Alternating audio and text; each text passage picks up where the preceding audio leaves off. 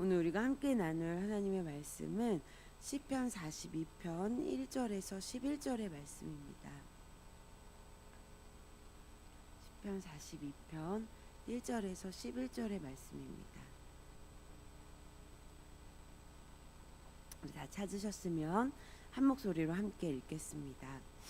하나님이여, 사슴이 시냇물을 찾기에 갈급함 같이 내 영혼이 주를 찾기에 갈급하니이다.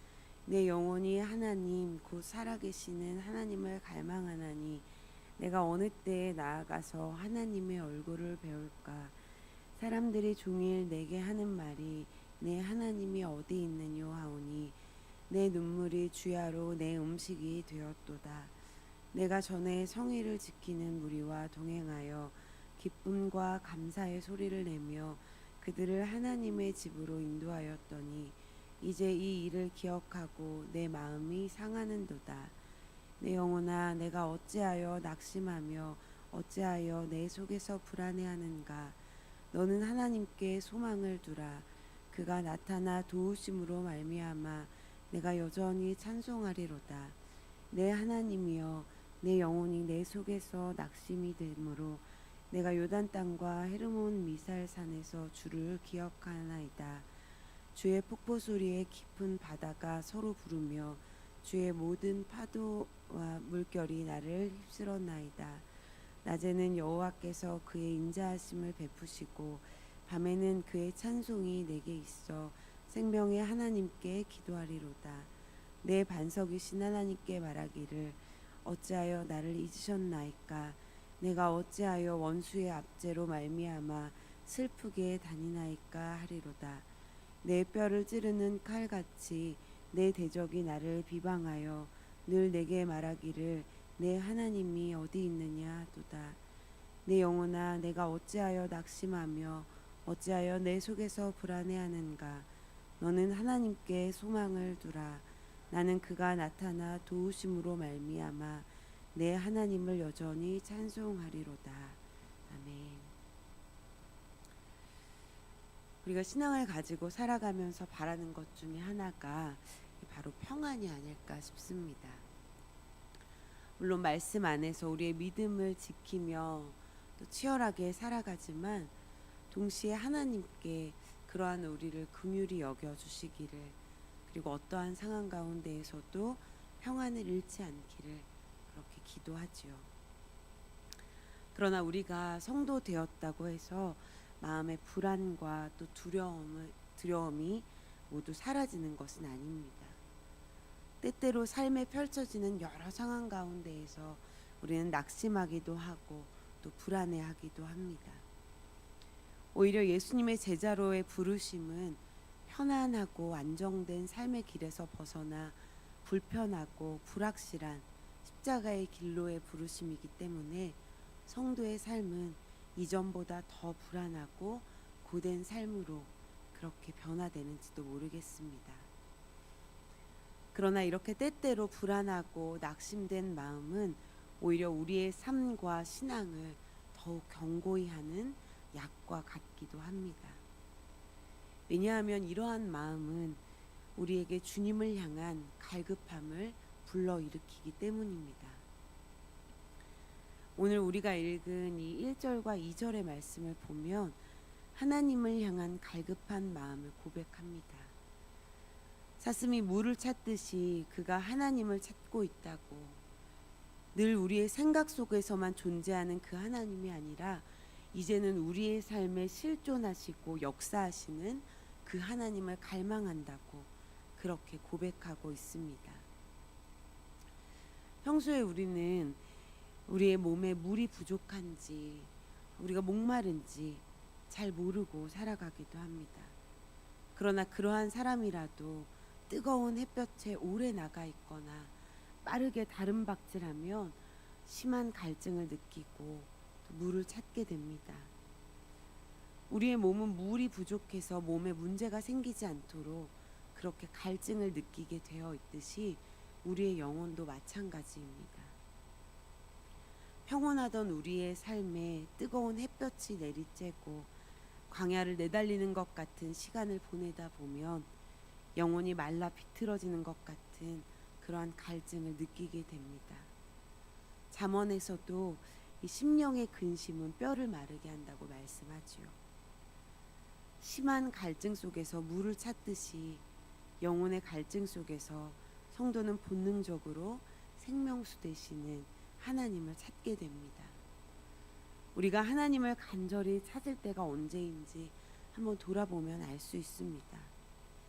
우리의 평온한 시절보다는 마음에 근심이 생기고 불안해지고 어려운 일을 만날 때지요.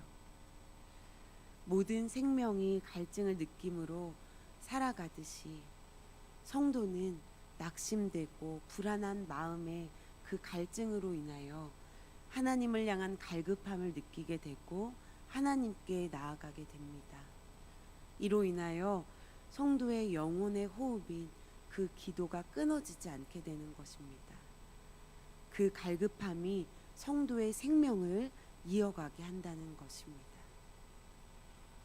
또한 우리의 낙심함과 불안한 마음은 주님을 기억하게 합니다. 6절 말씀을 보면 내 하나님이여 내 영혼이 내 속에서 낙심이 되므로 내가 요단 땅과 헤르몬과 미살산에서 주를 기억하나이다. 이렇게 말씀합니다. 기쁘고 감사하고 또 평탄하기 때문에 주님을 기억한다고 고백하는 것이 아니라 낙심되기 때문에 주를 기억한다고 고백합니다. 평온한 날들 가운데에서 주를 기억하는 것이 아니라 7절의 말씀처럼 깊은 바다가 더 깊은 바다를 불러들여 그 안에 잠기는 것 같은, 그리고 파도가 덮쳐오는 것 같은 그러한 상황 가운데에서 주를 기억한다고 고백하는 것입니다. 그것도 요단과 헤르몬과 미살, 바로 하나님이 주신 그 약속의 땅에서 말이죠. 약속의 땅에 들어간 모든 백성은 무엇을 기대하겠습니까? 바로 젖과 꿀이 흐르는 곳으로 인도하셨으니 이제는 슬픔도 없고 근심도 없고 두려움도 없는 삶을 기대할 것입니다. 풍족하고 평안한 날들을 기대할 것입니다.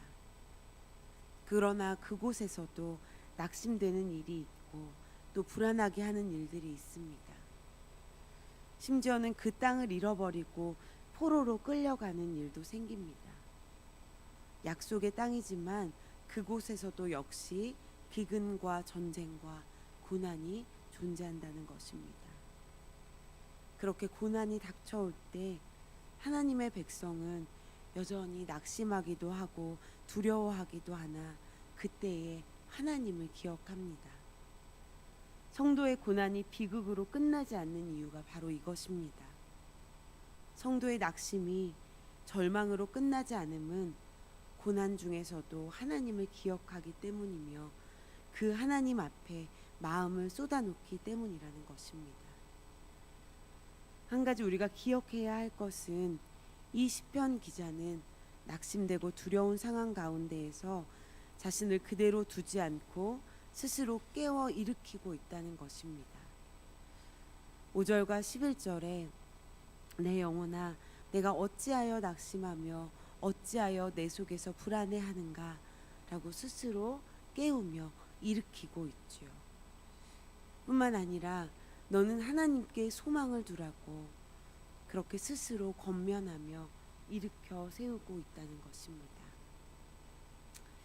사랑하는 우리 성도 여러분, 우리의 삶이 때때로 광야 한가운데 서 있는 것 같고 또 낙심되며 불안 가운데 있을 때, 그때는 우리가 넘어지고 쓰러지고 죽는 때가 아니라 주님을 기억하고 생명수 되시는 주님으로 더욱 충만하게 채워지는 때입니다. 그때는 우리가 사는 때이고 또한 주님이 우리를 살라고 부르시는 때입니다. 우리의 영혼을 깨우라고 우리에게 말씀하시는 때입니다. 그렇게 우리의 낙심되고 불안한 마음을 가지고 주님 앞에 나아가면 그가 나타나 도우심으로 말미암아 오히려 내가 찬송하게 될 것이라 하는 이 시편 기자의 고백이 바로 우리의 고백이 될 것입니다. 우리가 함께 불렀던 그 찬양의 가사처럼 그 두려움이 변하여 내 기도 되었고 전날의 한숨 변하여 내 노래 되었네. 이 고백이 우리의 삶에 넘쳐나게 될 것입니다. 그 은혜가 오늘 우리의 삶 가운데 또 우리의 인생 가운데 넘쳐나기를 주님의 이름으로 축복합니다. 우리 오늘 함께 한 목소리로 기도하며 마무새를 마치겠습니다. 은혜로우신 하나님 아버지, 죄인된 우리를 사랑하셔서 십자가의 사랑으로 구원하신 주님의 은혜에 감사를 드립니다. 하나님의 그 사랑에 응답하여 믿음의 삶을 살아가는 우리가 되게 하옵소서. 하나님께서 다드리며 허락하신 다음 세대들을 신앙으로 양육하고 있는 각 교육부서 가운데 주님께서 주시는 복이 가득하기를 원합니다. 각 부서 교역자들과 교사들 가운데 주님께서 주시는 힘과 능력이 가득하게 하옵소서. 지금도 묵묵히 선교지에서 사역을 감당하고 계신 선교사님 가정들 가운데 하나님께서 주시는 은혜가 충만하기를 원합니다. 선교사님들의 삶을 통해 선교지 영혼들이 그리스도의 사랑을 알고 받아들이게 하옵소서. 예수님의 이름으로 기도드립니다. 아멘.